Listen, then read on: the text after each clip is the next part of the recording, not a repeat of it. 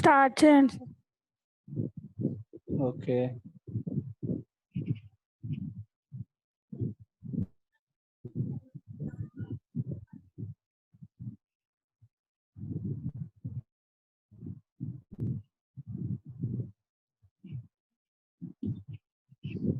సరే, functions of placenta. Placenta function ఏంటి? ఇప్పుడు ఇంతవరకు మనం చాలాసార్లు చెప్పుకున్నాం కదా. ప్లాసెంటా మెయిన్ ఫంక్షనే ఏదైతే న్యూట్రియంట్స్ కానీ లేకపోతే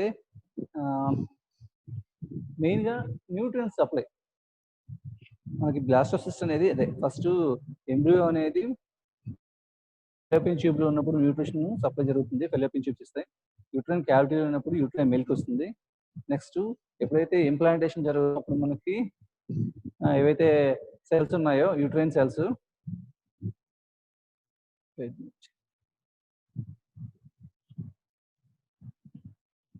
ఓకే. నెక్స్ట్ ఏంటంటే మనకి ఇప్పుడు ఒక ప్రెగ్నెన్సీ స్టార్ట్ అయిన థర్డ్ మంత్ నుండి మనకి న్యూట్రిషన్ సప్లై ఏం చేస్తుందంటే మెయిన్గా ప్లసెంటా చేస్తుంది. మెయిన్గా సప్లై ఏం చేస్తుంది న్యూట్రిషన్ అంటే glucose, acids and fatty acids. Main important function nutrition. న్యూట్రిషన్లో ఏం చేస్తుందంటే గ్లూకోజ్ సప్లై చేస్తుంది, 2 amino acids, third fatty acids. ఇవన్నీ కూడా మనకి ఫీటస్ గ్రోత్ కోసం యూజ్ అవుతాయి. ఈ న్యూట్రిషన్కి వస్తుందంటే మెటర్నల్ బ్లడ్ నుండి ప్లసెంటాకి వస్తే ప్లసెంటా నుండి మనకి ఈ విల్లై ఇవన్నీ చెప్పుకున్నాం కదా, మనకి ఆ విల్లై నుండి మనకి ఫీటస్కి సప్లై అవుతుంది. ఓకే. Next excretion. ఎక్స్క్రిషన్ అంటే మనకి ఇప్పుడు ఫీటస్లో చాలా మెటబాలిక్ చేంజెస్ జరుగుతూ ఉంటాయి, యాక్టివిటీస్ జరుగుతూ ఉంటాయి. యాక్టివిటీస్ జరిగేటప్పుడు చాలా వేస్ట్ ప్రొడక్ట్స్ అన్ని స్టార్ట్ అవుతూ వస్తూ ఉంటాయి. ఆ వేస్ట్ ప్రొడక్ట్స్ అన్నింటిని కూడా ఈ ఫీటస్ నుండి ప్లసెంటా దగ్గర నుండి మెటర్నల్ బ్లడ్ లోకి ఎక్స్చేంజ్ అవుతూ ఉంటుంది. Okay. Main nutrition. Next function, next excretion. Okay. Next immunity. Immunity అంటే మెయిన్గా ఐజీజీ ఇమ్యూనోగ్లోబిన్స్ ఏవైతే ఉన్నాయో ఐజీ ఇమ్యూనోగ్లోబిన్స్ అనేవి మనకి మదర్ నుండి ఫీటస్కి త్రూ ప్లసెంటా వస్తాయన్నమాట. ఓకే. అందుకే ఇమ్యూనిటీ సప్లై కూడా ప్లసెంటానే చేస్తుంది. నెక్స్ట్ ఏంటంటే ఎండోక్రైన్ ఫంక్షన్స్. ఎండోక్రైన్ ఫంక్షన్స్ అనేది మనకి చాలా చాలా ఇంపార్టెంట్. ఎండోక్రైన్ ఫంక్షన్ ఫస్ట్ ఏమున్నాయంటే మనకి ఇక్కడ 6 difference. First function nutrition. Fatty acid supply చేస్తుంది. ఎక్స్క్రిషన్ లో ఏవైతే మెటబాలిక్ జరిగినప్పుడు ఫీటస్ లో దాంట్లో వేస్ట్ ప్రొడక్ట్స్ ప్రొడ్యూస్ అవుతాయి కదా, ఆ వేస్ట్ ప్రొడక్ట్స్ కూడా ప్లసెంటాని ఎక్స్క్రీట్ చేస్తుంది. నెక్స్ట్ ఇమ్యూనోగ్లోబిన్స్ కూడా సప్లై చేస్తుంది, especially IgG immunoglobulins. Okay. Next function, important function endocrine. ఎందుకంటే ప్లసెంటా అనేది మనకి ఎండోక్రైన్ గ్లాండ్ లో యాక్ట్ చేస్తుంది. యాక్ట్ చేసి మనకి ఏం చేస్తుంది 6 different types of hormones, 6 different types of hormones produce చేస్తుంది. అందులో ఫస్ట్ వన్ ఏంటంటే ప్రొజెస్ట్రాన్. నార్మల్గా మనకు ప్రొజెస్ట్రాన్ ఎక్కడ నుండి వస్తుంది? కార్పస్ ల్యూటియం నుండి వస్తుంది. Due to effect of luteinising hormone. Corpus luteum మీద యాక్ట్ చేసినప్పుడు మనకి ప్రొజెస్ట్రాన్ వస్తుంది. ఎప్పుడు అంటే third month of pregnancy. Third month of pregnancy వరకు మనకి ప్రెగ్నెన్సీ అనేది లేడీస్ ఫీమేల్లో మెయింటైన్ అవ్వాలి అంటే ఏం జరగాలంటే ల్యూటినైజింగ్ హార్మోన్ కావాలి. కార్పస్ ల్యూటియం అనేది అది కార్పస్ ల్యూటియం మీద యాక్ట్ చేసి ప్రొజెస్ట్రాన్ ప్రొడ్యూస్ చేస్తుంది. ఓకే. ఎందుకు కావాలి అంటే ఆల్రెడీ మనం చాలాసార్లు చెప్పుకున్నాం. ప్రొజెస్ట్రాన్ ఎందుకు కావాలి అంటే ఏవైతే మనకి ఎండోమెట్రియం ఉందో, ఎండోమెట్రియం అనేది అంటే ఎండోమెట్రియం డెవలప్మెంట్ లో మనకి ఈస్ట్రోజన్ హెల్ప్ చేస్తుంది. కాకపోతే ఎండోమెట్రియం మెయింటైన్ అవ్వాలి అంటే త్రూఅవుట్ ది ప్రెగ్నెన్సీ అవసరం అవుతుంది అనమాట. ఈ పొజిషన్ కావాలంటే ల్యూటినైజింగ్ కార్పస్ ల్యూటియం అనేది ప్రొడ్యూసింగ్ చేస్తుంది. దానికి కార్పస్ ల్యూటియం మెయింటైన్ అవ్వాలంటే ల్యూటినైజింగ్ హార్మోన్ కావాలి. అప్ టు థర్డ్ మంత్ వరకు ఇదే ప్రాసెస్ జరుగుతుంది. థర్డ్ మంత్ తర్వాత ల్యూటినైజింగ్ హార్మోన్ తగ్గిపోతుంది. ల్యూటినైజింగ్ హార్మోన్ ఎప్పుడైతే తగ్గిపోతుందో కార్పస్ ల్యూటియం అనేది డిగ్రేడ్ అయిపోతుంది. అప్పుడు మనకి ప్రొజెస్ట్రాన్ ఉండదు. ప్రొజెస్ట్రాన్ ఉండకపోతే ఏమవుతుందంటే మనకి ఏవైతే spiral and coiled blood vessels ఉన్నాయో ఎండోమెట్రియంలో అవి స్పాజమ్స్ వస్తాయి. స్పాజమ్స్ వచ్చి ఏం జరుగుతుందంటే అవి పగిలిపోతాయి. అక్కడ బ్లడ్ అంతా బయటకు వచ్చేస్తుంది. అదంతా మెన్స్ట్రుయేషన్ రూపంలో మరి బయటకు వచ్చేస్తుంది. ఓకే. అందుకని అలా జరగకుండా ఉండాలంటే ప్రొజెస్ట్రాన్ అనేది మళ్ళీ మనకి అవసరం అవుతుంది. ఈ ప్రొజెస్ట్రాన్ ఎక్కడి నుండి వస్తుందంటే ఇప్పుడు 3rd మంత్ తర్వాత ప్లసెంటా ఫామ్ అవుతుంది. ఆ ప్లసెంటా అనేది ప్రొజెస్ట్రాన్ చేస్తుంది. ఓకే, ఇది ఏం చేస్తుందంటే ఎండోథీలియల్ లేయర్, ఏదైతే ఎండోమెట్రియల్ లేయర్ ఉందో ఆ ఎండోమెట్రియల్ లేయర్ ని మెయింటైన్ చేస్తుంది త్రూఅవుట్ ది ప్రెగ్నెన్సీ. ప్రొజెస్ట్రాన్ అనేది ఏం చేస్తుందంటే ఎండోమెట్రియల్ లేయర్ ని త్రూఅవుట్ ది ప్రెగ్నెన్సీ మెయింటైన్ చేస్తుంది. నెక్స్ట్ ఇంకో ఇంపార్టెంట్ వర్క్ ఏం చేస్తుంది ప్రొజెస్ట్రాన్ అంటే ఇది inhibit the contractions of smooth muscles. Uterus లో ఉండే స్మూత్ మజిల్స్ కాంట్రాక్షన్ ని ఇన్హిబిట్ చేస్తుంది. ఎందుకంటే ఎప్పుడైతే కంట్రాక్షన్స్ అవుతాయో, కంట్రాక్షన్స్ అయినప్పుడు ఏం జరుగుతుందంటే ఏదైతే ఫేట్ అక్కడ ఇంప్లాంట్ అవుతుందో ఆ ఫేటస్ అనేది బయటకు వచ్చే అవకాశం ఉంటుంది. దాన్నే మనం అబార్షన్ అంటారు. ఓకే, ఈ అబార్షన్ అనే ప్రాసెస్ జరగకుండా ఉండడం కోసం కాంట్రాక్షన్స్ ఆఫ్ స్మూత్ మజిల్స్ జరగకుండా ప్రొజెస్ట్రాన్ అనేది మెయింటైన్ చేస్తూ ఉంటుంది. అర్థమైంది కదమ్మా? ప్రొజెస్ట్రాన్ అనేది ఏం చేస్తుందంటే స్మూత్ మజిల్స్ ఏవైతే ఉంటాయో యూట్రస్ లో, ఆ యూట్రస్ ఉన్న స్మూత్ మజిల్స్ కాంట్రాక్షన్స్ జరగకుండా ఇన్హిబిట్ చేస్తుంది. దీనివల్ల ఏమవుతుందంటే ప్రీమెచ్యూర్ డెలివరీస్ అంటే మనకి అబార్షన్స్ అంటారు, అవి జరగకుండా ప్రివెంట్ చేస్తుంది. అందుకే ప్రొజెస్ట్రాన్ అనేది చాలా చాలా important during pregnancy. Okay, endocrinal function, placenta యొక్క ఎండోక్రైనల్ ఫంక్షన్ లో అది 6 different types of hormones produce చేస్తుంది. అందులో ఫస్ట్ వన్ ప్రొజెస్ట్రాన్. ఈ ప్రొజెస్ట్రాన్, నెక్స్ట్ ఇంకోటి ఈస్ట్రోజన్. ప్రొజెస్ట్రాన్ రెండు కూడా ఫ్యాట్ సాల్యుబుల్ హార్మోన్స్. ఓకే, ఇవి బ్లడ్ లో డిజాల్వ్ అవ్వవు. అర్థమవుతుంది కదా? ఇవి బ్లడ్ లో డిజాల్వ్ అవ్వవు. దాని బ్లడ్ నుండి వెళ్ళాలంటే దానికి స్పెషల్ ప్రోటీన్ ఏమైనా అవసరం అవుతుంది. ఓకే, ఎందుకంటే ఈ రెండు కూడా మనకి ప్లసెంటా ప్రొడ్యూస్ చేసే మెయిన్ హార్మోన్స్ లో ప్రొజెస్ట్రాన్, ఈస్ట్రోజన్ ఈ రెండు కూడా ఫ్యాట్ సాల్యుబుల్ హార్మోన్స్. గుర్తుపెట్టుకోండి, ఈ రెండే ఫ్యాట్ సాల్యుబుల్ హార్మోన్స్, మిగతావన్నీ కూడా వాటర్ సాల్యుబులే. ఓకే, ప్రొజెస్ట్రాన్ ఏం చేస్తుందంటే నార్మల్ గా ప్రొజెస్ట్రాన్ ఎక్కడ ప్రొడ్యూస్ అవుతుందంటే ఓవరీలో ఉండే కార్పస్ లూటియం లో ప్రొడ్యూస్ అవుతుంది. కార్పస్ లూటియం లో ఎందుకు ప్రొడ్యూస్ అవుతుందంటే due to effect of luteinizing hormone up to 3rd month of pregnancy. After 3rd month placenta formation అవుతుంది. ప్లసెంటా అనేది మనకి ప్రొజెస్ట్రాన్ ప్రొడ్యూస్ చేస్తుంది. ఈ ప్రొజెస్ట్రాన్ ఏం చేస్తుందంటే first maintain the endometrial layers ని throughout the pregnancy 9 months maintain చేస్తుంది. Next ఇంకో మెయిన్ ఫంక్షన్ ఏంటంటే progesterone inhibits the contractions. Smooth muscles ఏవైతే యూట్రస్ లో ఉంటాయో ఆ స్మూత్ మజిల్స్ యొక్క కాంట్రాక్షన్స్ ని ఇన్హిబిట్ చేస్తుంది. ఈ రెండు మెయిన్ ఫంక్షన్స్ ఆఫ్ ప్రొజెస్ట్రాన్. ఇంకా ఉన్నాయి, ఇంకా మనం చెప్పుకుందాం నెక్స్ట్. ఫస్ట్ మెయిన్ ఇంపార్టెంట్ మాత్రం ఈ రెండు. Next oestrogen. ఈస్ట్రోజన్ ఏం చేస్తుంది? ఈస్ట్రోజన్స్ లేక నార్మల్గా ఎక్కడ ప్రొడ్యూస్ అవుతుంది? ఈస్ట్రోజన్ ఎక్కడ ప్రొడ్యూస్ అవుతుందంటే ఫస్ట్ ఒవేరియన్ ఫాలికల్స్ లో ప్రొడ్యూస్ అవుతుంది. ఇది ఆల్రెడీ మనం చెప్పుకున్నాం కదా, ఒవేరియన్ ఫాలికల్స్ లో ఈస్ట్రోజన్ ప్రొడ్యూస్ అవుతుంది. థీకల్ సెల్స్ ఇవన్నీ చెప్పుకున్నాం కదా మనం. ఒవేరియన్ ఫాలికల్ లో ఫస్ట్ ప్రొడ్యూస్ అవుతుంది. ఇప్పుడు బిఫోర్ ఓవ్యులేషన్ కి ముందు మనకి ఎక్కడ ఫామ్ అవుతుందంటే ఒవేరియన్ ఫాలికల్స్ లో ప్రొడ్యూస్ అవుతుంది oestrogen. Okay, during ovulation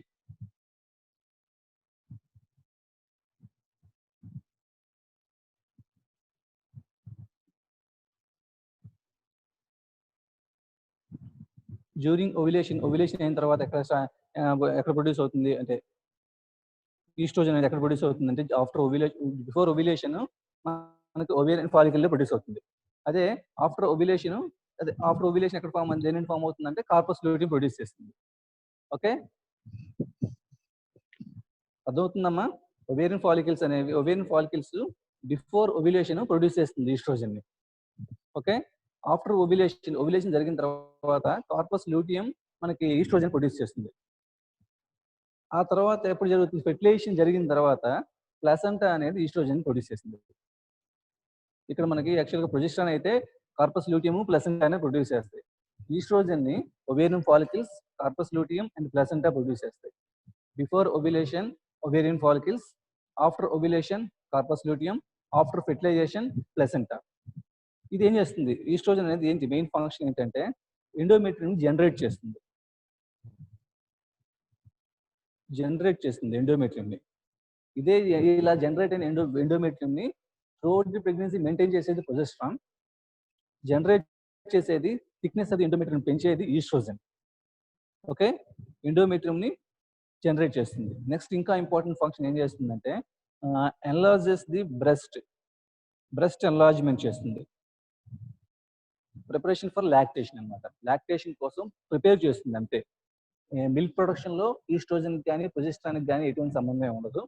enlarge the breast for preparation for lactation. Lactation కోసం ప్రిపేర్ చేస్తుంది. ఎలా అంటే ఎన్లార్జ్ చేసి ఉంచుతుంది అంతే. Next enlarges the uterus. యూట్రస్‌ని ఎన్లార్జ్ చేస్తుంది ఈస్ట్రోజన్. ఎందుకంటే ఫీటస్ గ్రోత్ అవ్వాలి కదా! నార్మల్‌గా యూట్రస్ అనేది మనకి చాలా ఒక 50 గ్రామ్స్ ఉండే ఒక ఆర్గాను. అది కాస్త 7-8 లీటర్స్ కెపాసిటీ పెరిగే ఆర్గాన్‌గా మారాలి అంటే మనకి ఈస్ట్రోజన్ అవసరం అవుతుందన్నమాట. ఈ చేంజెస్ ఏవైతే ఉన్నాయో మనం నెక్స్ట్ ప్రెగ్నెన్సీలో ఫీమేల్‌లో జరిగే చేంజెస్ అన్నీ కూడా నెక్స్ట్ క్లాస్‌లో చెప్పుకుందాం. ప్రెజెంట్ ఈస్ట్రోజన్ ఒక ఫంక్షన్స్ చూడండి. First function generate endometrium. Endometrium generate చేయడం first function of oestrogen. Next enlarges breast. ఎందుకంటే లాక్టేషన్ కోసం ప్రిపేర్ చేస్తుంది. Next enlarges uterus for foetus growth. Next ఇంకా ఇంపార్టెంట్ ఫంక్షన్ ఏంటంటే relaxes pelvic region joints. Pelvic రీజన్‌లో ఏవైతే జాయింట్స్ ఉన్నాయో వాటిని రిలాక్స్ చేస్తుంది. ఓకే. ఎందుకంటే యూట్రస్ డెవలప్ అవుతున్న యూట్రస్, ఫీటస్ అక్కడ ఫిక్స్ అవ్వాలంటే మనకి పెల్విక్ రీజియన్‌లో ఉన్న జాయింట్స్ అన్ని ఇంపార్టెంట్ కదా! ఆ జాయింట్స్‌ని రిలాక్స్ చేస్తుంది. ఇది ఈస్ట్రోజన్ యొక్క main functions. First function generate endometrium. Next function enlarge breast for preparation for lactation. Next enlarge uterus for foetus growth. Next function relaxes the pelvic region joints. Pelvic రీజియన్‌లో ఉన్న joints అన్నిటిని relax చేస్తుంది. ఇది oestrogen యొక్క main function. Okay. Progesterone 2 అయిపోయాయి. Next important hormone human chorionic gonadotropin. HCG ఇది already చెప్పుకున్నాం. Human chorionic gonadotropin. ఇదొక glycoprotein. Easily soluble in water. ముందు చెప్పుకున్న 2 కూడా మనం ఫ్యాట్ సాల్యుబుల్ అని చెప్పుకున్నాం. ఇది వాటర్ సాల్యుబుల్. ఈజీగా బ్లడ్‌లో డిజాల్వ్ అయిపోతుంది. ఇది ఏమవుతుందంటే ఎక్కడైతే ఏదైతే ఎఫెక్టివ్ ఆర్గాన్ ఉన్నారో ఆ ఆర్గాన్ దగ్గరికెళ్ళి సెల్ మెంబ్రేన్ దగ్గర దాని రిసెప్టార్స్ ఉంటాయి. దాని మీద వచ్చేస్తుంది. అదే మనకి డైరెక్ట్‌గా ఇన్సైడ్ ది సెల్ వెళ్ళి యాక్షన్. ఎందుకంటే బైపాస్ఫై లిపిడ్ బయట ఉంటుంది కదా సెల్‌లో అవుట్ సైడ్ మెంబ్రేన్ ఎలా ఉంటుందంటే ఇది బైపాస్ఫై లిపిడ్ కదా! బైపాస్ఫై లిపిడ్. మనకొచ్చే ఈస్ట్రోజన్, ప్రొజెస్టరాన్ కూడా లిపిడ్స్ కాబట్టి ఈజీగా డిజాల్వ్ అయిపోయి సెల్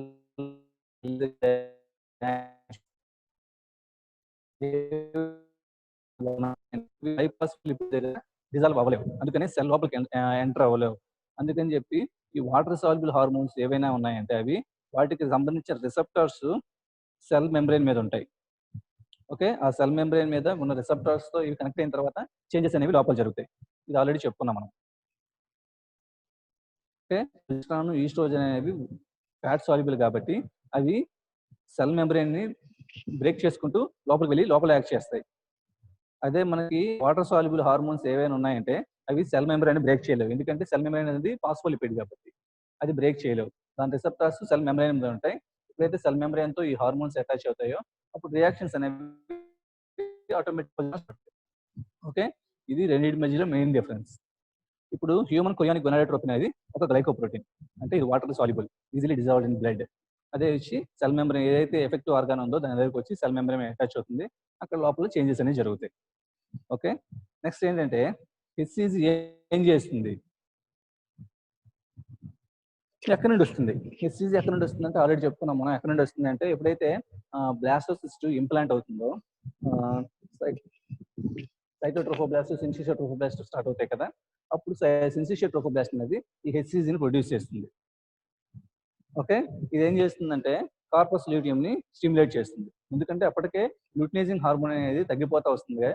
కార్పస్ ల్యూటియం అనేది డీజనరేట్ అయిపోయే ఛాన్స్ ఆ టైంకి వచ్చినప్పుడు ఇది మనకి హెచ్‌సిజి రిలీజ్ అవుతుంది. హెచ్‌సిజి కార్పస్ ల్యూటియం మీద యాక్ట్ చేస్తుంది. ఇది ప్రొజెస్టరాన్, ఈస్ట్రోజన్ అప్పుడు ప్రొడ్యూస్ చేయడం స్టార్ట్ చేస్తుంది. అప్పుడు మళ్ళీ ఏం జరుగుతుంది? Maintenance and development of the endometrium. అర్థమవుతుంది కదమ్మా! ఎప్పుడైతే మనకి కార్పస్ ల్యూటియం అనేది డీజనరేట్ అయిపోతుందో, ఎందుకంటే లూటినైజింగ్ హార్మోన్ తగ్గిపోతుంది కాబట్టి, ఆ టైంలో హెచ్‌సిజి రిలీజ్ అవుతుంది. ఈ హెచ్‌సిజి డైరెక్ట్‌గా ఎక్కడికి వెళ్తుంది? కార్పస్ ల్యూటియంకి వెళ్ళి కార్పస్ ల్యూటియం స్టిమ్యులేట్ చేసి ఈస్ట్రోజన్, ప్రొజెస్టరాన్ ప్రొడ్యూస్ చేస్తుంది. అక్కడ నుండి మళ్ళీ ఎండోమెట్రియం అనేది మెయింటైన్ అవుతుంది. లేకపోతే ఏం జరుగుతుంది అంటే అబార్షన్ అయిపోతుంది అనమాట. ఓకే. అందుకే హెచ్‌సిజి ఎంత ఇంపార్టెంట్ అంటే హెచ్‌సిజికి క్యాలిక్యులేషన్ బట్టే ఒక ఫీమేల్ ప్రెగ్నెంటా కాదని డిసైడ్ చేస్తారు. ఫస్ట్ 3 మంత్స్ దీని లెవెల్స్ చాలా హైలో ఉంటాయి. హెచ్సిజి అనేది. హెచ్సిజి హార్మోన్ లెవెల్ చాలా హై ఉంటుంది.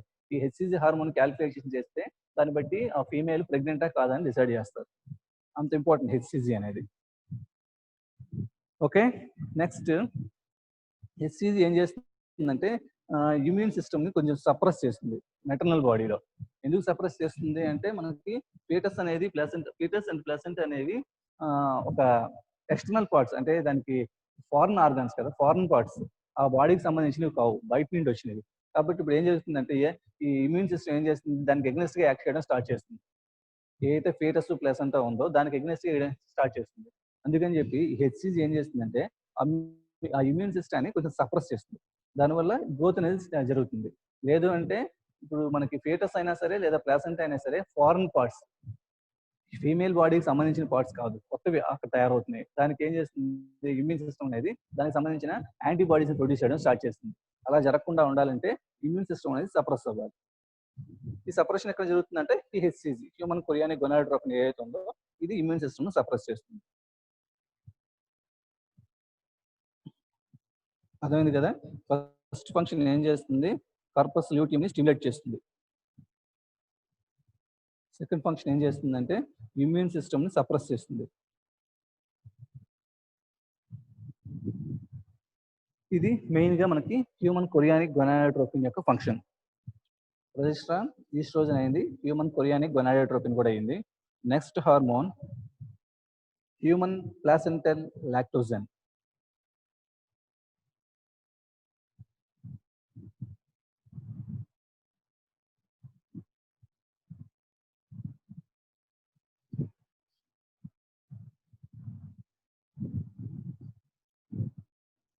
HCl అంటారు. Human placental lactogen. దీనికి ఇంకో పేరు ఉంటుంది, దాన్ని ఏమంటారంటే హ్యూమన్ కొరియానిక్ సొమాటోట్రోపిన్.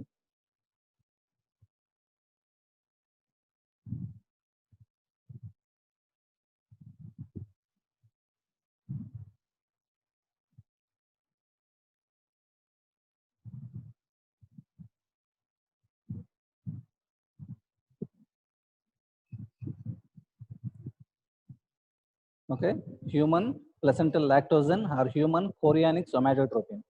ఇది ఒక పెప్టైడ్ హార్మోన్, ఇది కూడా వాటర్ సాల్యుబులే. ఓకే, ఇది ఇప్పుడు ప్లాసెంటా ఎలా అయితే సైజ్ ఇంక్రీజ్ అవుతుందో ప్లాసెంటా సైజ్తో పాటు ఈ హార్మోన్ యొక్క క్వాంటిటీ కూడా పెరుగుతూ ఉంటుంది బాడీలో, మెటర్నల్ బ్లడ్ లో, అలాంగ్ విత్ ప్లాసెంటల్ సైజ్. అంటే ప్లాసెంటా సైజ్ ఎప్పుడు స్టార్ట్ అవుతుంటుంది, చిన్న సైజ్ నుండి పెద్ద సైజ్ అవుతున్నప్పుడు ఈ హ్యూమన్ కొరియానిక్ సొమాటోట్రోపిన్ కూడా దాని అమౌంట్ ని ఇంక్రీజ్ చేసుకుంటూ ఉంటుంది. ఓకే, ఇది similar to growth hormone. Growth hormone అయితే ఏదైతే ఉంటుందో బాడీలో, ఈ హార్మోన్స్ గురించి మనం ఎండోక్రైన్ లో చెప్పుకున్నాం క్లియర్ గా. గ్రోత్ హార్మోన్ ఏదైతే ఉంటుందో దాని స్ట్రక్చరల్లీ అండ్ ఫంక్షనల్లీ కూడా మనకి గ్రోత్ హార్మోన్ తో సిమిలర్ గా ఉంటుంది.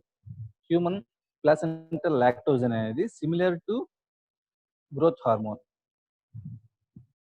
ఇది మెయిన్ ఫంక్షన్ ఏం చేస్తుందంటే controls the fatty acids, amino acids, glucose levels. And దేంట్లో ఎక్కడవి అంటే మెటర్నల్ బ్లడ్ లో, అంటే మదర్ ఉన్నారు కదా, మదర్ లో అవి, ఫీటస్ లో కాదు, మదర్ బాడీలో ఉండే బ్లడ్ లో ఉండే ఫ్యాటీ యాసిడ్స్ కానీ అమైనో యాసిడ్స్ కానీ గ్లూకోజ్ లెవెల్ కానీ మెయింటైన్ చేస్తుంది అనమాట. ఎలా మెయింటైన్ చేస్తుంది అంటే ఇన్సులిన్ సెన్సిటివిటీ ఏదైతే ఉంటుందో దాన్ని తగ్గిస్తుంది. దాని తర్వాత మదర్లో ఏం చేస్తుందంటే ఇన్సులిన్ సెన్సిటివిటీని తగ్గిస్తుంది. ఇన్సులిన్ సెన్సిటివిటీ తగ్గితే ఏమవుతుందంటే గ్లూకోజ్ ని ఎక్కువగా యూజ్ చేసుకోలేదు మదర్. అర్థమవుతుందా? ఇన్సులిన్ సెన్సిటివిటీ ఎక్కువ ఉంది అనుకోండి, బ్లడ్ లో ఉన్న గ్లూకోజ్ అంతా కూడా బాడీ సెల్స్ లోకి వెళ్తుంది, సెల్స్ లో దానికి యూటిలైజేషన్ జరుగుతుంది ఎనర్జీ ప్రొడక్షన్ కోసం. కానీ డ్యూరింగ్ ప్రెగ్నెన్సీ ఏం చేస్తుందంటే ఈ హ్యూమన్ కొరియానిక్ సొమాటోట్రోపిన్ ఏం చేస్తుందంటే ఇన్సులిన్ సెన్సిటివిటీని తగ్గించేస్తుంది. ఇన్సులిన్ సెన్సిటివిటీ తగ్గితే ఏమవుతుందంటే బ్లడ్ లో ఉన్న గ్లూకోజ్ ఏమో సెల్స్ లో తీసుకోలేవు. సెల్స్ లో తీసుకోకపోతే ఎనర్జీ ప్రొడక్షన్ కి గ్లూకోజ్ యూజ్ చేసుకోలేవు. అప్పుడు గ్లూకోజ్ అంతా ఏమవుతుందంటే ఈ లార్జ్ క్వాంటిటీ ఆఫ్ గ్లూకోజ్ అంతా కూడా మదర్ నుండి ఫీటస్కి వెళ్తుంది. అర్థమవుతుందా? ఫీటస్ ఎనర్జీ కోసం ఈ గ్లూకోజ్ అంతా యూజ్ అవుతుంది. అప్పుడు మదర్ కి మరి ఎనర్జీ సోర్స్ ఏంటి అంటే ఫ్యాటీ యాసిడ్స్ ఏవైతే స్టోరేజ్ ఎక్కువ ఉంటుందో ఫ్యాట్ స్టోరేజ్, ఆ ఫ్యాట్ని ఫ్యాటీ యాసిడ్స్గా చేంజ్ చేసి మదర్ యొక్క ఎనర్జీ ప్రొడక్షన్ కోసం యూజ్ చేసుకుంటాం. మళ్ళీ చెప్తున్నానమ్మా, human placental lactogen or human chorionic somatotropin అనేది మనకి ఏం చేస్తుందంటే main function fatty acids, amino acids, glucose ని బాడీలో మెయింటైన్ చేస్తూ ఉంటుంది. అది మెటర్నల్ బ్లడ్ లో. ఎలా అంటే ఈ హార్మోన్ ఏం చేస్తుందంటే ఇన్సులిన్ సెన్సిటివిటీని తగ్గించేస్తుంది బాడీలో. ఇన్సులిన్ సెన్సిటివిటీ తగ్గిపోతే ఏమవుతుందంటే గ్లూకోజ్ బ్లడ్ నుండి సెల్స్ లోకి వెళ్ళవు. సెల్స్ లోకి మామూలుగా అయితే గ్లూకోజ్ అనేది బ్లడ్ నుండి సెల్స్ లోకి వెళ్ళాలి. సెల్స్ లోకి వెళ్తే ఏం జరుగుతుంది? సెల్స్ అనేవి గ్లూకోజ్ ని తీసుకొని గ్లూకోజ్ ని ఎనర్జీ ప్రొడక్షన్ కోసం యూజ్ చేసుకుంటాయి. కానీ ఇక్కడ ఏం జరుగుతుంది? గ్లూకోజ్ సెల్స్ తీసుకోలేవు. తీసుకోకపోవడం ఏం జరుగుతుందంటే బ్లడ్ లో గ్లూకోజ్ లెవెల్ పెరుగుతుంది. గ్లూకోజ్ లెవెల్ పెరిగినప్పుడు ఆ లెవెల్ ఏం చేస్తుందంటే మనకి ఫీటస్ ఎనర్జీ సోర్స్ కోసం ఫీటస్ అంతా తీసుకొని ఫీటస్ ఏమో ఎనర్జీ సోర్స్ కోసం యూజ్ చేసుకుంటా ఉంటుంది. దాని గ్రోత్ కోసం యూజ్ చేసుకుంటా ఉంటుంది. అదే టైంలో మరి మదర్ కూడా ఎనర్జీ సోర్స్ కావాలి కదా, గ్లూకోజ్ లేదు కాబట్టి అక్కడ మదర్ ఎనర్జీ సోర్స్ ఏంటంటే ఫ్యాటీ యాసిడ్స్. ఏదైతే ఫ్యాట్ స్టోర్స్ ఉన్నాయో ఆ ఫ్యాట్ స్టోర్స్ నుంచి ఫ్యాటీ యాసిడ్స్ రిలీజ్ చేసి వాటిని ఎనర్జీ సోర్స్ కోసం మదర్ యూజ్ చేసుకుంటా ఉంటుంది. ఈ ప్రాసెస్ అంతా ఎవరు చేస్తారంటే హ్యూమన్ ప్లాసెంటల్ లాక్టోజన్ చేస్తుంది.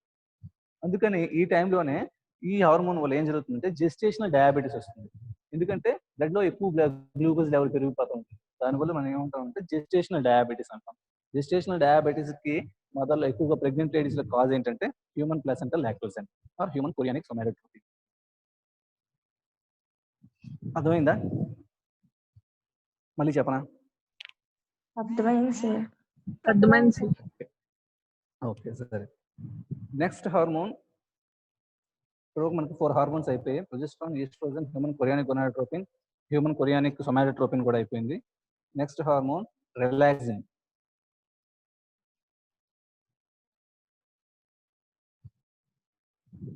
ఇది కూడా ఒక పెప్టైడ్ హార్మోన్. ఇది ఎక్కడ ప్రొడ్యూస్ అవుతుందంటే corpus luteum and placenta. Same corpus luteum and placenta ఈ రెండు కూడా ప్రొడ్యూస్ చేస్తుంది రిలాక్సిన్ హార్మోన్. ఇది ఏం చేస్తుందంటే flexibility of joints and ligaments ని ఇంక్రీజ్ చేస్తుంది. ఫ్లెక్సిబిలిటీని ఇంక్రీజ్ చేస్తుంది.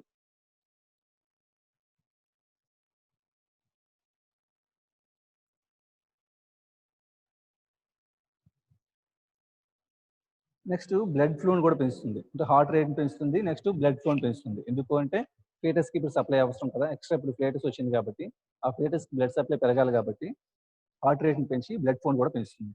ఇది మెయిన్గా రిలాక్సింగ్ చేసే పని ఏంటంటే increase the flexibility of joints and ligaments of women. ఏవైతే పెల్విక్ రీజన్లు ఉన్నాయో ఆ మజిల్స్, ఆ జాయింట్స్, ఆ లెగ్మెంట్స్ని ఫ్లెక్సిబిలిటీ పెంచుతుంది అనమాట. ఓకే. నెక్స్ట్ ఇంకేం చేస్తుందంటే హార్ట్ రేట్ని పెంచి బ్లడ్ ఫ్లోని పెంచుతుంది. బ్లడ్ ఫ్లో ఎందుకు పెరగాలి అంటే ఇప్పుడు ఫీటస్ ఎక్స్ట్రా, ఇప్పుడు మామూలుగా ఫీమేల్ ఎక్స్ట్రా ఫీటస్ కూడా వచ్చింది కాబట్టి దానికి బ్లడ్ సప్లై పెరగాలి కాబట్టి ఇప్పుడు హార్ట్ రేట్ని పెంచుతుంది. ఇది రిలాక్సిన్ యొక్క మెయిన్ ఫంక్షన్. రిలాక్సిన్ అనేది corpus luteum and placenta produce చేస్తాయి. నెక్స్ట్ మెయిన్ ఫంక్షన్ ఏంటంటే ఫ్లెక్సిబిలిటీ ఆఫ్ జాయింట్స్ అండ్ లెగ్మెంట్స్ని పెంచుతుంది. Next increase the blood flow, ఎందుకంటే హార్ట్ రేట్ని పెంచి బ్లడ్ ఫ్లోని పెంచుతుంది. అది main function. That is relaxin. Next important hormone, corticotropin releasing hormone.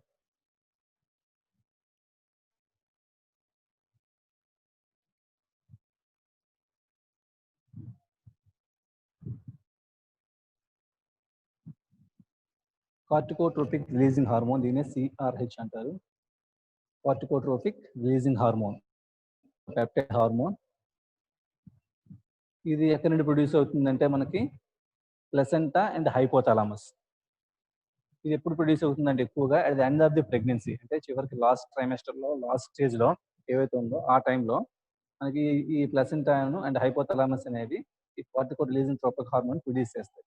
ఇది ఏం చేస్తుంది అంటే ఇది డైరెక్ట్గా వెళ్ళి పిట్యూటరీని యాక్టివేట్ చేస్తుంది. పిట్యూటరీని యాక్టివేట్ చేసి ఏం చేస్తుందంటే ఏసీటీహెచ్ని ప్రొడ్యూస్ చేస్తుంది. ఓకే, ఏసీటీహెచ్ ప్రొడ్యూస్ చేస్తుంది. ఏసీటీహెచ్ అంటే తెలుసు కదా మీకు, ఎడ్రినోకోర్టిక్ ట్రోపిక్ హార్మోన్. ఇది ఏం చేస్తుందంటే నెక్స్ట్ ఎక్కడికి వెళ్తుంది? ఎడ్రినల్ గ్లాండ్ దగ్గరికి వెళ్తుంది. ఎడ్రినల్ గ్లాండ్ దగ్గరికి వెళ్ళి ఎడ్రినల్ గ్లాండ్ని స్టిమ్యులేట్ చేసి అక్కడ స్పెషల్ ప్రీకర్సర్ హార్మోన్స్ని ప్రొడ్యూస్ చేస్తుంది. ఎడ్రినల్ గ్లాండ్ కార్టికోట్రోఫిక్ రిలీజ్ హార్మోన్ ఎప్పుడంటే maximum last period of pregnancy అనమాట. అంటే 9th మంత్ ఎంటర్ అయిన తర్వాత ఇది రిలీజ్ అవ్వడం స్టార్ట్ అవుతుంది. ఇది ఏం చేస్తుందంటే ఈ కార్టికోట్రోఫిక్ రిలీజ్ హార్మోన్ ఇది ఎక్కడి నుంచి ప్రొడ్యూస్ అవుతుంది? ప్లసెంటా అండ్ హైపోథాలమస్ ప్రొడ్యూస్ అవుతుంది. ఇది డైరెక్ట్ గా పిట్యూటరీని యాక్టివేట్ చేస్తుంది. పిట్యూటరీ ACTH ని ప్రొడ్యూస్ చేస్తుంది. ACTH ఎడ్రినల్ గ్లాండ్ ని యాక్టివేట్ చేస్తుంది. ఎడ్రినల్ గ్లాండ్ మనకి ప్రీకర్సర్ మాలిక్యూల్స్ ని ప్రొడ్యూస్ చేస్తుంది. ఈ ప్రీకర్సర్ మాలిక్యూల్స్ మళ్ళీ ఏం చేస్తాయంటే ప్లసెంటా దగ్గరికి వెళ్తాయి. ఈ ప్లసెంటా ఏం చేస్తుందంటే లాట్స్ ఆఫ్ ఇంక్రీజ్ అంటే చాలా ఎక్కువ అమౌంట్ ఆఫ్ ఈస్ట్రోజన్ ప్రొడ్యూస్ చేస్తుంది. అర్థమవుతుంది కదమ్మా? ఇదంతా ఒక chain process. Corticotrophic release hormone pituitary gland ని యాక్టివేట్ చేసి ACTH ని ప్రొడ్యూస్ చేస్తే ACTH ఎడ్రినల్ కార్టెక్స్ ని స్టిమ్యులేట్ చేయడం వల్ల మనకి ప్రీకర్సర్ మాలిక్యూల్స్ అని వస్తాయి. ఈ ప్రీకర్సర్ మాలిక్యూల్స్ అనేవి ప్లాసెంటా దగ్గరికి వెళ్ళి ప్లాసెంటా నుండి lots of amount of oestrogen చాలా ఎక్కువ మామూలుగా ఈస్ట్రోజన్ ప్రొడ్యూస్ చేస్తూనే ఉంటుంది ప్లసెంటా, కానీ ఇప్పుడు ఈస్ట్రోజన్ లెవెల్ చాలా ఎక్కువ పెంచుతుంది. ఎందుకు పెంచుతుంది అంటే contractions of smooth muscles contraction start చేయాలి. ఎందుకు స్టార్ట్ చేయాలంటే డెలివరీ జరగాలంటే కంట్రాక్షన్స్ జరగాలి. ఇంతవరకు మనకి ప్రొజెస్ట్రాన్ అనేది కంట్రాక్షన్స్ ఆపుతుంది కదా, ఇప్పుడు ఈస్ట్రోజన్ అనేది ఎక్కువ అమౌంట్ వచ్చి ప్రొజెస్ట్రాన్ కంట్రోల్ చేస్తూ మనకి కంట్రాక్షన్స్ ఆఫ్ స్మూత్ మజిల్స్ పెంచుతుంది. ఇది మెయిన్ గా కార్టికోట్రోఫిక్ రిలీజింగ్ హార్మోన్ యొక్క function. Okay, corticotrophic releasing hormone అనేది మనకి ప్లసెంటా హైపోథాలమస్ నుంచి ప్రొడ్యూస్ అవుతాయి. At the end of the pregnancy ఇది పిట్యూటరీ గ్లాండ్ యాక్టివేట్ చేసి పిట్యూటరీ గ్లాండ్ నుండి ACTH హార్మోన్ ప్రొడ్యూస్ అవుతుంది. అవి ఎడ్రినల్ కార్టెక్స్ దగ్గరకు వచ్చి ఎడ్రినల్ గ్లాండ్ ని స్టిమ్యులేట్ చేసి ప్రీకర్సర్ మాలిక్యూల్స్ ని ప్రొడ్యూస్ చేస్తాయి. ఈ ప్రీకర్సర్ మాలిక్యూల్స్ ప్లసెంటా దగ్గరకు వచ్చి increase the amount of oestrogen చాలా ఎక్కువ అమౌంట్ ప్రొడ్యూస్ చేస్తుంది. చాలా ఎక్కువ అమౌంట్ ప్రొడ్యూస్ చేయడం వల్ల ఏమవుతుందంటే కంట్రాక్షన్స్ ఆఫ్ స్మూత్ మజిల్స్ జరుగుతుంది. కంట్రాక్షన్స్ ఆఫ్ స్మూత్ మజిల్స్ జరిగితే ఫీటన్స్ అనేది బయటకి ఎక్స్పెల్ అవుతుంది. ఇది మెయిన్ గా కార్టికోట్రోఫిక్ రిలీజింగ్ హార్మోన్ యొక్క ఫంక్షన్. ఈ 6 అనేవి మనకి ఎండోక్రైన్ ఫంక్షన్స్ ఆఫ్ ప్లసెంటా. అందరికి అర్థమైనట్టేనా? ఎవరికైనా ఏమైనా ప్రాబ్లం ఉందా? ఇదైతే మనం నెక్స్ట్ ఎక్స్చేంజ్ ఆఫ్ గ్యాసెస్ చెప్పుకుందాం.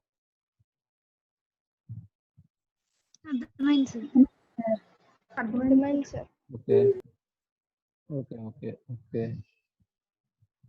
Next exchange of gases.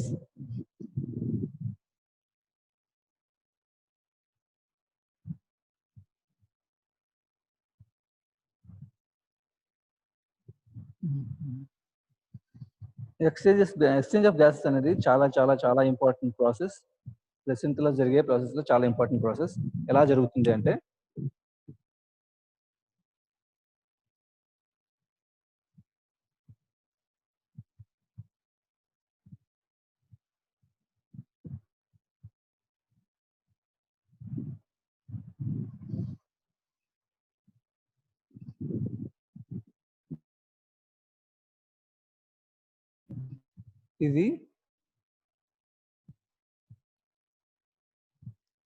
ఇది మెటర్నల్ బ్లడ్ వెజల్స్. ఓకే,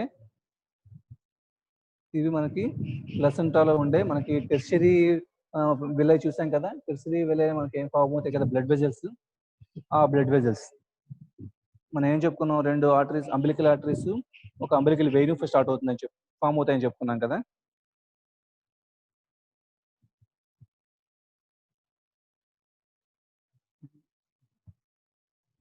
ఇదిగోండి 2 అంబిలికల్ వెయిన్స్, ఒక umbilical artery, 2 umbilical arteries, 1 umbilical vein. ఏవైతే గ్రీన్ ఉన్నాయో ఈ 2 కూడా అంబిలికల్ ఆర్టరీస్, రెడ్ కలర్ ఉందో అది అంబిలికల్ వెయిన్. ఓకే, మనకి ఆర్టరీస్ లో మనకి ఇప్పుడు ఏమవుతుందంటే డిఆక్సిజనేటెడ్ బ్లడ్ వెళ్తుంది. అంబిలికల్ వెయిన్ గుండా మనకి ఏమొస్తుందంటే ఆక్సిజనేటెడ్ బ్లడ్ వస్తుంది. మనకంటే అదే ఫేటస్ అనమాట. ఇక్కడ మనకి ఏముంటుందంటే ఫేటస్ ఉంటుంది. ఓకే, ఈ ఫేటస్ అంబిలికల్ కార్డ్ నుండి మనకి మొత్తం 3 వెజల్స్ వెళ్తాయి. ఒకటి umbilical vein, 2 umbilical arteries. Next ఇప్పుడు ఎక్స్చేంజ్ ఎలా జరుగుతుంది? ఎక్స్చేంజ్ ఏం జరుగుతుందంటే మనకి బ్లడ్ ఏదైతే మనకి ఆర్టరీస్ గుండా ఎక్కడికి వెళ్తుందో, ఆర్టరీస్ గుండా వెళ్ళింది ఏముంటుంది, అక్కడ డీఆక్సిజన్ బ్లడ్ ఉంటుంది. ఓకే, డీఆక్సిజన్ బ్లడ్ ఉంటుంది. ఇక్కడ మనకి యూట్రైన్ ఆర్టరీస్ ఏవైతే ఉన్నాయో అక్కడ ఆక్సిజనేటెడ్ బ్లడ్ ఉంటుంది. ఈ ఆక్సిజనేటెడ్ బ్లడ్ ఇక్కడ ఆక్సిజన్ ఇటువైపు వెళ్తుంది, ఇక్కడ నుంచి కార్బన్ డైఆక్సైడ్ తీసుకుంటుంది. ఈ కార్బన్ డైఆక్సైడ్ అనేది యూట్రైన్ వెయిన్స్ గుండా మనకి రెస్పిరేటరీ సిస్టమ్కి వెళ్ళి లంగ్స్ ద్వారా మనకి ఎక్స్పెల్ అయిపోతుంది కార్బన్ డైఆక్సైడ్. ఈ ప్రాసెస్ అంతా ఎఫెక్టివ్గా ప్లాసెంటా చేస్తుంది.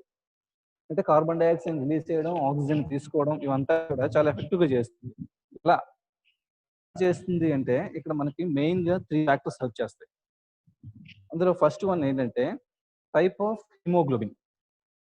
టైప్ ఆఫ్ హిమోగ్లోబిన్ అనేది ఈ ఆక్సిజన్ ఎక్స్చేంజ్ లో చాలా చాలా ఇంపార్టెంట్ వర్క్ చేస్తుంది. ఎలా అంటే ఇప్పుడు హిమోగ్లోబిన్ అనేది ఏంటి, అదొక స్పెషల్ ప్రోటీన్ మాలిక్యూల్. అంటే ప్రోటీన్ మాలిక్యూల్ మీకు అందరికి ఐడియా ఉంది. ఏం చేస్తుందంటే ఆక్సిజన్ క్యాచ్ చేస్తుంది. ఆక్సిజన్ క్యాచ్ చేస్తుంది, మనకి కార్బన్ డైఆక్సైడ్ కూడా క్యాచ్ చేస్తుంది. ఈ గ్యాసెస్ ఎక్స్చేంజ్ చేయాలంటే, గ్యాసెస్ ట్రాన్స్పోర్ట్ జరగాలంటే త్రూ బ్లడ్ మనకి హీమోగ్లోబిన్ అవసరం అవుతుంది. ఆ హీమోగ్లోబిన్ అనేది 2 టైప్స్ ఉంటుంది. ఒకటి హీమోగ్లోబిన్ ఏ, ఇంకోటి హీమోగ్లోబిన్ ఎఫ్. హీమోగ్లోబిన్ ఏ అంటే అడల్ట్ హీమోగ్లోబిన్. హీమోగ్లోబిన్ అంటే ఫీటల్ హీమోగ్లోబిన్. ఇక్కడ ఇవి ఆక్సిజన్ నాన్ మాలిక్యూల్. ఇది ఒక పాయింట్ నుండి ఇంకో పాయింట్ కి వెళ్ళాలి అంటే దీన్ని క్యారీ చేయడానికి మనకు ఒక ప్రోటీన్ అవసరం అవుతుంది. ఆ ప్రోటీనే హీమోగ్లోబిన్. ఓకే, ఆక్సిజన్ అనేది ఒక నాన్ పోలార్ మాలిక్యూల్.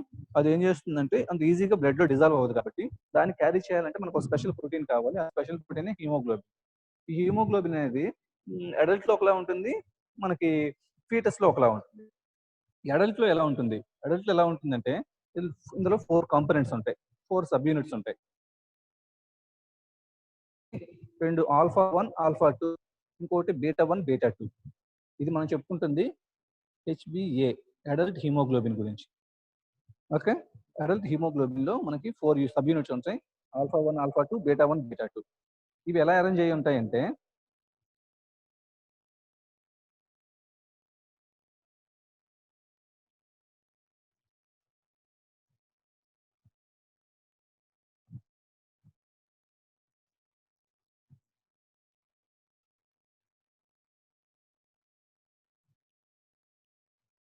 ఇలా సబ్ యూనిట్స్ 4 ఫామ్ అయ్యి ఉంటాయి. మధ్యలో మనకి ఒక చిన్న స్పేస్ ని ఖాళీగా ఉంచుతాయి. అడల్ట్ హీమోగ్లోబిన్ లో సెంటర్ లో ఒక ఖాళీ స్పేస్ ఉంటుంది, చిన్న క్యావిటీ ఉంటుంది. ఈ క్యావిటీలో ఏం జరుగుతుందంటే ఇక్కడ ఒక మాలిక్యూల్, స్పెషల్ మాలిక్యూల్ అక్కడ బైండ్ అయి ఉంటుంది. ఆ స్పెషల్ మాలిక్యూల్ పేరు ఏంటంటే 2,3-BPZ. 2,3-BPZ. BPZ అంటే బై ప్రొడక్ట్, ఇది ఏంటంటే బైపాస్ఫోగ్లైజరేట్. దీని పేరు బైపాస్ఫోగ్లిజరేట్. ఇది ఏంటంటే ఇది ఒక by product of cellular respiration. సెల్లో రెస్పిరేషన్ జరుగుతుంది కదా, సెల్యులర్ రెస్పిరేషన్ మీకు ఐడియా ఉండే ఉంటుంది కదా. సెల్యులర్ కూడా రెస్పిరేషన్ జరుగుతుంది, ఎందుకంటే ఆక్సిజన్ తీసుకొని బై ప్రొడక్ట్స్ రిలీజ్ అవుతూ ఉంటాయి. అటువంటి ప్రొడక్ట్ లో ఒకటి 2,3-BPZ అంటే 2,3-బైపాస్ఫోగ్లిజరేట్. 2,3-బైపాస్ఫోగ్లిజరేట్ అనేది సెల్యులర్ రెస్పిరేషన్ లో వచ్చే ఒక ఎండ్ ప్రొడక్ట్, ఒక బై ప్రొడక్ట్. ఈ బై ప్రొడక్ట్ ఏం జరుగుతుందంటే ఏదైతే మనకి అడల్ట్ హిమోగ్లోబిన్ లో మధ్యలో ఖాళీ స్పేస్ ఉందో ఆ ఖాళీ స్పేస్ లో ఇది బైండ్ అయి ఉంటుంది. ఇలా బైండ్ అవ్వడం వల్ల ఏం జరుగుతుందంటే అప్పుడు ఆ హీమోగ్లోబిన్ కి ability to bind the oxygen and carry చేసే కెపాసిటీ, బైండ్ చేసే కెపాసిటీ, ఆక్సిజన్ ని బైండ్ చేసే కెపాసిటీ, క్యారీ చేసే కెపాసిటీ తగ్గిపోతుంది. అర్థమవుతుందమ్మా? మనకి అడల్ట్ హీమోగ్లోబిన్ లో 4 సబ్ యూనిట్స్ ఉంటాయి, ఆల్ఫా 2 బీటా 1 బీటా 2. ఇక్కడ ఏం జరుగుతుందంటే ఈ 4 సబ్ యూనిట్లు కలిసినప్పుడు మధ్యలో ఒక ఖాళీ క్యావిటీ ఉంటుంది. ఒక క్యావిటీ చిన్న స్పేస్ ఉంటుంది. ఆ స్పేస్ లో ఒక పార్టికల్, స్పెషల్ పార్టికల్. ఏ పార్టికల్ అంటే 2,3-BPZ అనేది 2,3-BPZ అనేది అక్కడ కూర్చుంటుంది అనమాట. ఎందుకు వస్తుంది అది అంటే ఎప్పుడైతే సెల్ లో రెస్పిరేషన్ జరుగుతుందో అప్పుడు బై ప్రొడక్ట్ గా ఈ 2,3-BPZ వస్తుంది. ఈ 2,3-BPZ అనేది ఈ ఖాళీ స్పేస్ ఏదైతే ఉందో ఆ ఖాళీ స్పేస్ లో ఉంటుంది. ఈ స్పేస్ లో ప్రొడక్ట్ ఉండడం వల్ల ఏం జరుగుతుందంటే ఆ హిమోగ్లోబిన్ ఏదైతే ఉందో, ఈ 2,3-BPZ ఉందో ఆ హిమోగ్లోబిన్ కి ఆక్సిజన్ బైండ్ చేసే కెపాసిటీ, క్యారీ చేసే కెపాసిటీ తగ్గిపోతుంది. ఇది అడల్ట్ లో జరిగే ప్రాసెస్. మనకి ఇప్పుడు ఇదే ప్రాసెస్ ఫీటల్లో ఏం జరుగుతుందంటే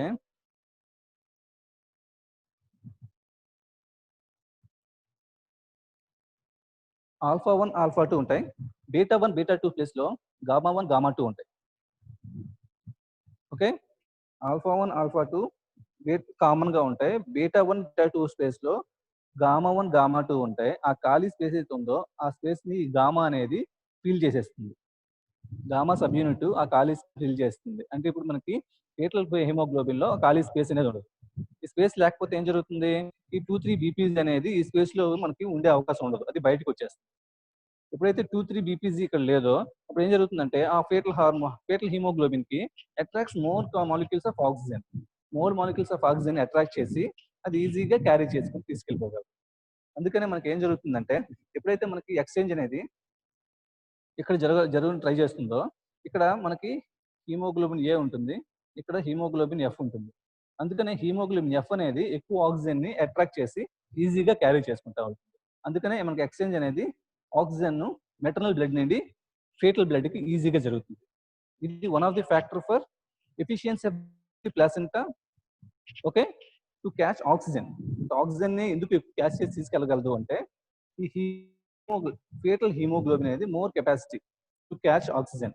ఎందుకు అంటే దానిలో 2-3 బీపీజీ అనేది ప్రొడక్ట్ ఉండదు. ఎందుకు అంటే అక్కడ లోపల ఖాళీ స్పేస్.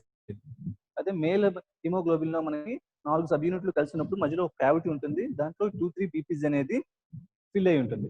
ఈ ఫిల్ అయిన 2-3 బీపీజీ ఏం చేస్తుందంటే ఆక్సిజన్ క్యారింగ్ కెపాసిటీని తగ్గించేస్తుంది అడల్ట్ లో. అందుకనే మనకి అడల్ట్ హిమోగ్లోబిన్ దగ్గర నుండి ఫేటల్ హిమోగ్లోబిన్ కి అమౌంట్ ఆఫ్ ఆక్సిజన్ అనేది ఈజీగా ట్రావెల్ అయిపోతాం. ఇది వన్ ఆఫ్ ది కాజ్. అర్థమైందా?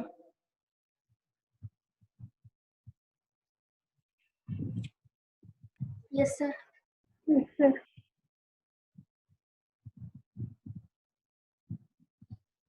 కాలేదే. హలో, అర్థమైంది సార్. అర్థమైంది సార్. అర్థమైంది సార్. సార్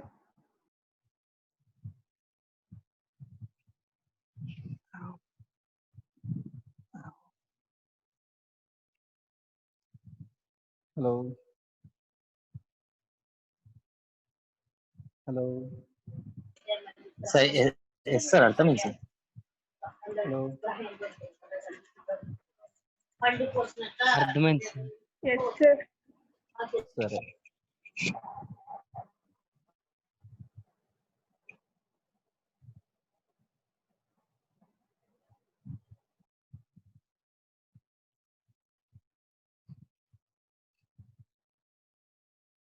నెక్స్ట్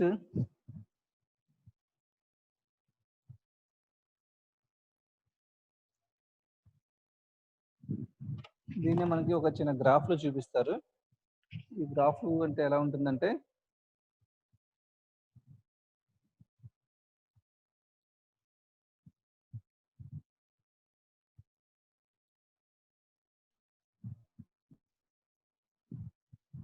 ఇది గ్రాఫ్. సారీ, ఈ గ్రాఫ్ లో ఏముంటుందంటే మనకి ఎక్స్ యాక్సిస్ లో మనకి partial pressure of oxygen, Y axis లో percentage of saturation of haemoglobin. అంటే మనకి ఇప్పుడు సాచురేషన్ ఆఫ్ హిమోగ్లోబిన్ కి ఆక్సిజన్ పార్షియల్ ప్రెషర్ కి ఒక 2 గ్రాఫ్లు చూపిస్తాడు. ఆ గ్రాఫ్ లో కూడా మనకి గ్రీన్ కలర్ ఏదైతే ఉందో అది హిమోగ్లోబిన్ ఏ అంటే అడల్ట్ హిమోగ్లోబిన్. రెడ్ కలర్ ఏదైతే ఉందో అది హిమోగ్లోబిన్ ఎఫ్.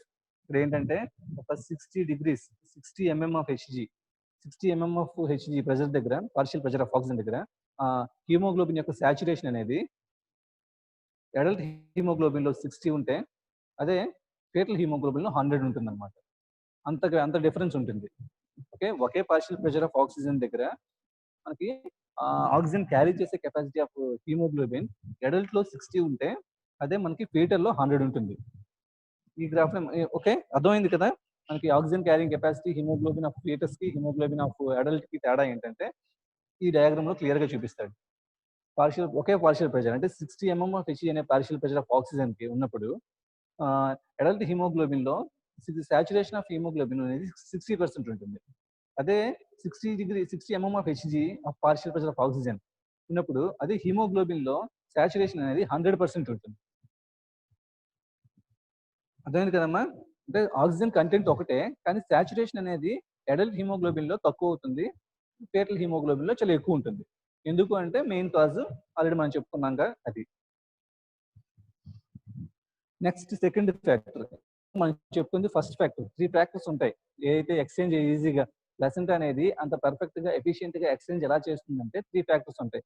ఒకటి type of haemoglobin. Second factor ఏంటంటే maternal blood have high partial pressure of oxygen. Maternal blood లో high partial pressure of oxygen ఉంటుంది. ఎందుకు అంటే ఇప్పుడు మన ఎక్స్టర్నల్ ఏంటంటే సారీ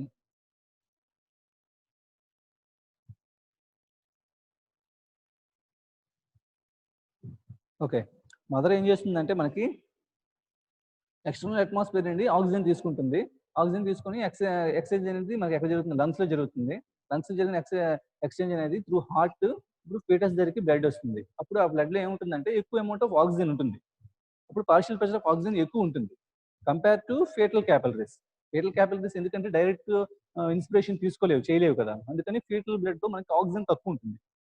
ఓకే, ఇప్పుడు కాన్సన్ట్రేషన్ డిఫరెంట్ వల్ల ఇప్పుడు ఆక్సిజన్ అమౌంట్ ఇక్కడ ఎక్కువ ఉంటుంది, ఇక్కడ ఆక్సిజన్ అమౌంట్ తక్కువ ఉంటుంది. కాన్సన్ట్రేషన్ డిఫరెంట్ ఎక్కువ ఉంది కాబట్టి ఆక్సిజన్ అనేది మెటర్నల్ బ్లడ్ నుండి ఫేటల్ బ్లడ్ కి ఈజీగా వెళ్తుంది. Hire concentration to lower concentration వెళ్తుంది కదా. ఇది సెకండ్ ఫ్యాక్టర్. ఫస్ట్ ఫ్యాక్టర్ ఏమో haemoglobin factor, haemoglobin difference. Second factor ఏమో కాన్సన్ట్రేషన్ డిఫరెంట్. ఎందుకంటే మెటర్నల్ బ్లడ్ లో ఆక్సిజన్ ఎక్కువ కాన్సన్ట్రేషన్ ఉంటుంది, ఎందుకంటే డైరెక్ట్ రెస్పిరేషన్ తీసుకుంటుంది కాబట్టి. ఫేటల్స్ లో డైరెక్ట్ రెస్పిరేషన్ ఉండదు కాబట్టి ఏం చేస్తుందంటే తక్కువ ఉంటుంది. ఆక్సిజన్ కంటెంట్ తక్కువ ఉన్నప్పుడు మెటర్నల్ బ్లడ్ లో కాన్సన్ట్రేషన్ ఎక్కువ ఉంటుంది, ఫేటల్ బ్లడ్ లో కాన్సన్ట్రేషన్ తక్కువ ఉంటుంది. అందుకని మనకి హైయర్ కాన్సన్ట్రేషన్, లో కాన్సన్ట్రేషన్ మనకి ఆక్సిజన్ అనేది ఈజీగా వెళ్ళిపోతుంది. ఇది సెకండ్ ఫ్యాక్టర్. ఓకే, ఇప్పుడు థర్డ్ ఫ్యాక్టర్ ఏమంటారంటే డబుల్ బోర్ ఎఫెక్ట్ అంటారు. థర్డ్ ఫ్యాక్టర్ ని డబుల్ బోర్ ఎఫెక్ట్ అంటారు. ఇది మీకు ఆల్రెడీ రెస్పిరేషన్ లో చెప్పే ఉంటారు బోర్ ఎఫెక్ట్ అంటే ఏంటో. ఐడియా ఉంది కదా?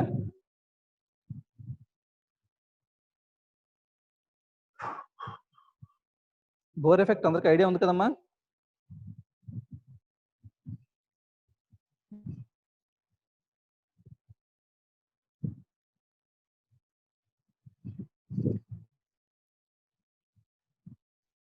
ఓకే సరే, బోర్ ఎఫెక్ట్ అంటే ఏమీ లేదు. బోర్ ఎఫెక్ట్ అంటే ఇప్పుడు బ్లడ్ లో ఇప్పుడు కార్బన్ డైఆక్సైడ్ కంటెంట్,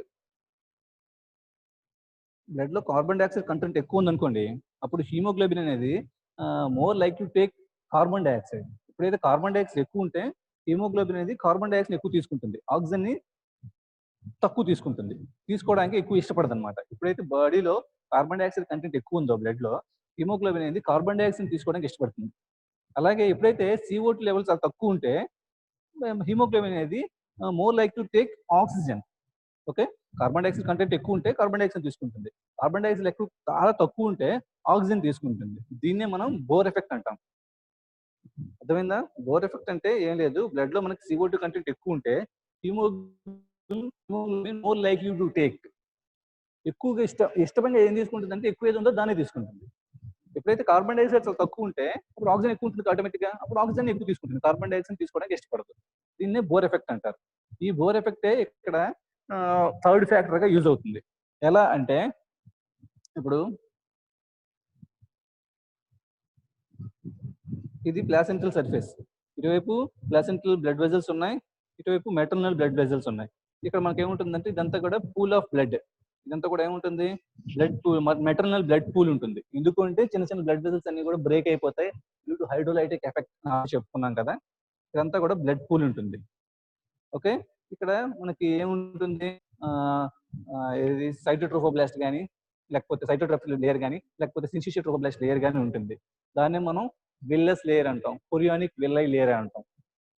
అమ్మ అందరికి ఎవరికి గుర్తు వస్తుందా? గుర్తు రావట్లేదా? ఇప్పుడు మనకి ఈ బ్లడ్ వెజల్స్ కవర్ చేస్తూ మనకి 3 లేయర్స్ ఉంటాయి కదా, mesodermal layer, cytotrophoblastic layer, syncytial trophoblastic layer. వాటిని మనం కొరియానిక్ విల్లై అంటామని చెప్పుకున్నాం. నేను డైరెక్ట్ ఈ డయాగ్రామ్ లో బ్లడ్ వెజల్స్ మాత్రమే చూపించాను.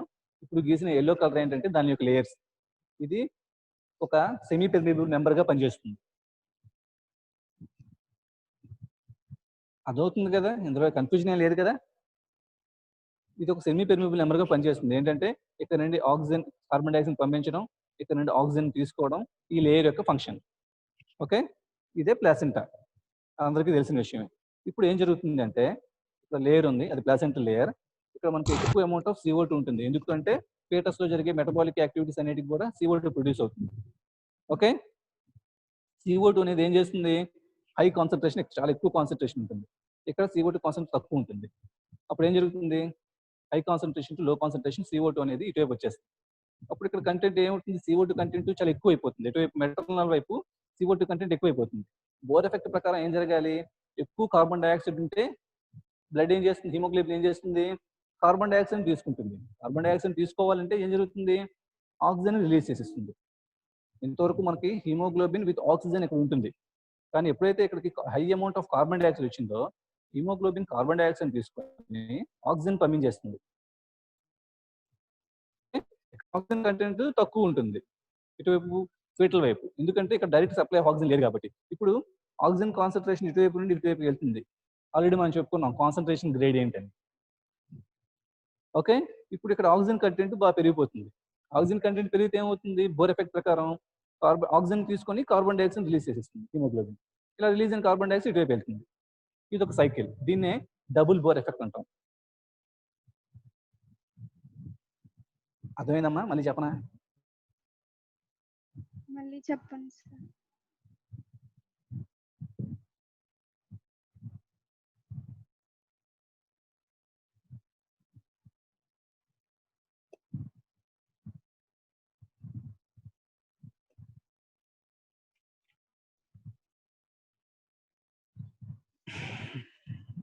ఓకే సరే,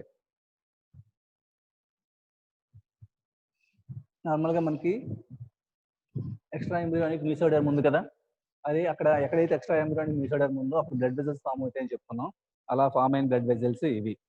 దీని చుట్టూ మనకి ఏముంటుంది, మీసోడర్మిక్ లేయర్, దాని చుట్టూ మనకి సైటోట్రోఫోబ్లాస్టిక్ ఎక్స్టెన్షన్, ఆ తర్వాత దాని చుట్టూ సిన్సిషియర్ ట్రోఫోబ్లాస్ట్ ఎక్స్టెన్షన్ ఉంటుంది. దీన్ని మనం టెరిషరీ వెల్లై అన్నాం, దీన్నే మనకి కొరియానిక్ వెల్లై అని కూడా అంటాం. ఓకే, ఈ కొరియానిక్ వెల్లై చుట్టూ మనకి ఏముంటుందంటే మెటర్నల్ బ్లడ్ పూల్ ఉంటుంది. మెటర్నల్ బ్లడ్ పూల్ ఎందుకు ఉంటుంది అంటే, అది మన క్లాస్లో చెప్పుకున్నాం, ఏవైతే small blood vessels, coiled blood vessels ఉంటాయో ఆ కాయిల్డ్ బ్లడ్ వెజల్స్ ని ఇక్కడ రిలీజ్, ఇక్కడ సైటోట్రోఫోబ్లాస్ట్ ఏవైతే ఉన్నాయో అది రిలీజ్ చేసి హైడ్రోలైటిక్ అండ్ ప్రోటియోలైటిక్ ఎంజైమ్స్ ఈ బ్రేక్ చేసి ఇక్కడంతా బ్లడ్ అనేది అయిపోతుంది. ఓకే, ఇప్పుడు ఎక్స్చేంజ్ అనేది జరగాలి. ఇదంతా మెటర్నల్ బ్లడ్. మెటర్నల్ బ్లడ్ లో ఏముంటుంది, ఎక్కువ అమౌంట్ ఆఫ్ ఆక్సిజన్ ఉంటుంది. ఎందుకు ఎక్కువ అమౌంట్ ఆఫ్ ఆక్సిజన్ ఉంటుంది, డైరెక్ట్ రెస్పిరేషన్ జరుగుతుంది, లంగ్స్ లో ఎక్స్చేంజ్ జరుగుతుంది. హార్ట్ నుండి ఇది ఆక్సిజనేటెడ్ బ్లడ్ ఇక్కడికి వస్తుంది. ఓకే, ఇక్కడ ఎక్కువ ఉంటుంది, ఆక్సిజన్ కంటెంట్ ఎక్కువ ఉంటుంది, హీమోగ్లోబిన్ తో పాటు ఆక్సిజన్ ఉంటుంది. ఇక్కడ ఏముంటుంది, ఇటువైపు కార్బన్ డైఆక్సైడ్ ఎక్కువ ఉంటుంది, ఎందుకంటే ఇక్కడ మెటబాలిక్ యాక్టివిటీస్ ఎక్కువ జరిగాయి కాబట్టి ఇక్కడ కార్బన్ డైఆక్సైడ్ ఉంటుంది. ఇప్పుడు hire concentration of carbon dioxide to lower concentration of carbon dioxide ఇటువైపు వెళ్తుంది. అప్పుడు ఇక్కడ కాన్సన్ట్రేషన్ ఆఫ్ కార్బన్ డైఆక్సైడ్ చాలా ఎక్కువ పెరుగుతుంది. బోర్ ఎఫెక్ట్ ప్రకారం హిమోగ్లోబిన్ ఎక్కువ అమౌంట్ ఆఫ్ కార్బన్ డైఆక్సైడ్ ఉంటే కార్బన్ డైఆక్సైడ్ నే తీసుకుంటుంది. అప్పుడు హిమోగ్లోబిన్ కార్బన్ డైఆక్సైడ్ ని ఆక్సిజన్ రిలీజ్ చేస్తుంది. ఇప్పుడు ఇక్కడ ఆక్సిజన్ కాన్సన్ట్రేషన్ ఎక్కువ ఉంది దాన్ ఫీటల్ సైడ్ కంటే మన మెటర్నల్ సైడ్ ఆక్సిజన్ కాన్సన్ట్రేషన్ ఎక్కువ ఉంది కాబట్టి ఇటువైపు వెళ్తుంది. ఇటువైపు వెళ్ళి ఇక్కడ ఏం జరుగుతుంది, ఇప్పుడు ఇక్కడ ఆక్సిజన్ కాన్సన్ట్రేషన్ పెరిగింది కదా, ఆక్సిజన్ కాన్సన్ట్రేషన్ పెరిగితే హిమోగ్లోబిన్ ఏం చేస్తుంది, ఆక్సిజన్ తీసుకుంటుంది. ఆక్సిజన్ చేసి కార్బన్ డైఆక్సైడ్ రిలీజ్ చేస్తుంది. ఈ కార్బన్ డైఆక్సైడ్ ఇటువైపు వెళ్తుంది. ఇటువైపు డబుల్ బోర్ ఎఫెక్ట్ జరిగింది, ఇటువైపు బోర్ ఎఫెక్ట్ జరిగింది, రెండు వైపులో జరిగింది కాబట్టి దీన్ని డబుల్ బోర్ ఎఫెక్ట్ అంటారు.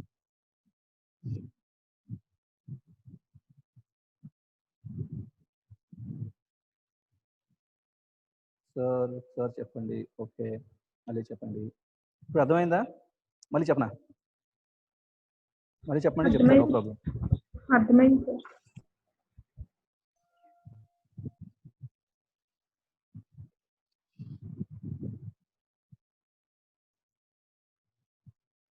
అర్థమైంది. ఓకే సరే, ఇవి మనకి ఫంక్షన్స్ ఆఫ్ ప్లసెంటా కూడా అయిపోయింది. నెక్స్ట్ మనం ఏం చేయాలి, నెక్స్ట్ క్లాస్ చెప్పుకునేది ఏంటంటే physiological changes during pregnancy. Okay, physiological changes ఏవైతే చేంజెస్ ప్రెగ్నెన్సీ టైంలో ఏం చేంజెస్ జరుగుతాయి. ఆ తర్వాత మనం ఏం చెప్పుకోవాలంటే నెక్స్ట్ ఇంపార్టెంట్ పార్చురేషన్ అండ్ ఫెర్టిలిటీ. ఇదైతే మనకి ఫీమేల్ రీప్రొడక్టివ్ సిస్టమ్ పూర్తిగా కంప్లీట్ అయిపోయినట్టు. ఇంకోటి మెనోపాజ్ ఒకటి చెప్పుకోవాలి, అది చిన్నదే, ప్రాబ్లం లేదు. ఇంకో 2 మాక్సిమం 2-3 క్లాసెస్లో మనకి ఫీమేల్ రీప్రొడక్టివ్ సిస్టమ్ కూడా అయిపోతుంది. ఇది అయిపోయిన తర్వాత నెక్స్ట్ వెంటనే ఎండోక్రైన్ సిస్టమ్ స్టార్ట్ చేద్దాం. కాకపోతే ఇక్కడ నుండి ఏం చేద్దామంటే, ఇక్కడ నుండి రోజు అంటే మొన్న మీకు రీనల్ సిస్టమ్ నోట్స్ రాసుకోమని చెప్పాను కదా, చాలా మంది రాసుకోలేదు. ఎందుకంటే ఎక్కువ అయిపోయింది వర్క్, ఇంకా చాలా వర్క్స్ ఉంటాయి కదా అని చెప్తున్నారు. అందుకే ఈరోజు నేను ఏం చేస్తానంటే, మీకు రోజుకి ఒక క్వశ్చన్ ఇస్తాను, ఇంపార్టెంట్ క్వశ్చన్. అది రేపు మార్నింగ్ క్లాస్ లోపు నాకు పంపించేసేయండి. ఓకేనా? రోజుకి ఒక క్వశ్చన్ ఇస్తాను. ఆ క్వశ్చన్ని ఈరోజు రాత్రి రాసేసి నైట్ వీలైతే నైట్ పంపించేసేయండి, లేదా రేపు మార్నింగ్ అని పంపించండి. రేపు మార్నింగ్ 10 o'clock లోపు నాకు పంపించేసేయండి. ఒక క్వశ్చన్ ఇస్తాను. ఈరోజు question spermatogenesis.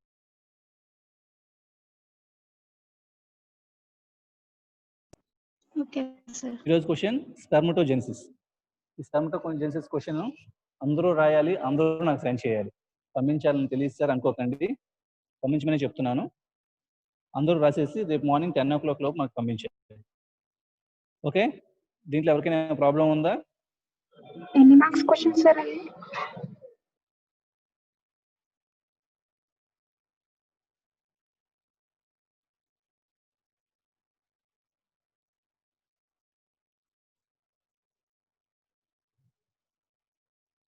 Okay okay okay okay, అందరికీ ఓకే కదా? సరే సార్, రేపు మార్నింగ్ 10 o'clock లోపు నాకు స్పెర్మటోజెనిసిస్ అనే క్వశ్చన్ పంపించేసేయండి. Sir 15 marks sir. ఇంకేమైనా ఉన్నాయమ్మా చెప్పాల్సింది? ఎన్ని మార్క్స్ క్వశ్చన్ సార్ అది? నీలువా? స్పెర్మటోజెనిసిస్ ఎన్ని marks question sir? Soumya? Sir Soumya absent sir ఈరోజు. హలో,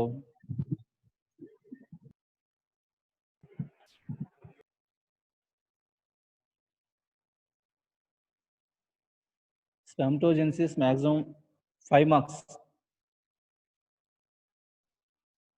15 మార్క్స్ ఎక్కువ ఇవ్వలేదు ఎప్పుడు. కానీ మీరు మ్యాక్సిమం ఎంత తయారు చేయగలరు అది తయారు చేయండి చాలు. 5 మార్క్స్ 15 మార్క్సే కాదు, మ్యాటర్ అంతా కవర్ అవుతుందా, మీకు అర్థం అవుతుందా అన్నదే ఇంపార్టెంట్.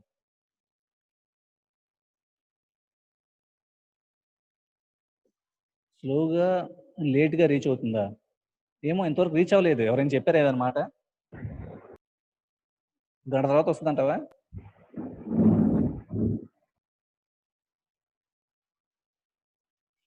హర్షద్, నువ్వేమైనా మాట చెప్పావా? నాకు ఇంతవరకు రాలేదు.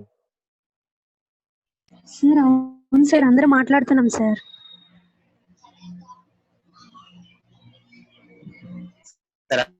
అందరూ మీ వాయిస్ లేట్ గా రీచ్ అవుతుంది. సార్ స్పెర్మటోజెనిసిస్ ఎన్ని మార్క్స్ కి రాయాలి అని అడిగాం సార్.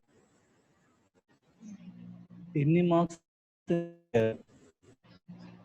మీరు నిజంగా మాట్లాడుతున్నారు?